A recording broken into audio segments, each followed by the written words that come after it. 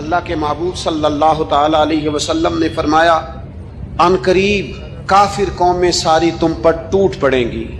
और हुजूर अलैहिस्सलातु सलाम फरमाते हैं, काफिर इस तरह मुसलमानों पर टूट पड़ेंगे जिस तरह भूखे लोग खाने पे टूट पड़ते हैं। तो सहाबा ने अर्ज़ की, या रसूल अल्लाह सल्लल्लाहु ताला अलैहि वसल्लम, मुसलमानों की तादाद उस वक़्त कम होगी?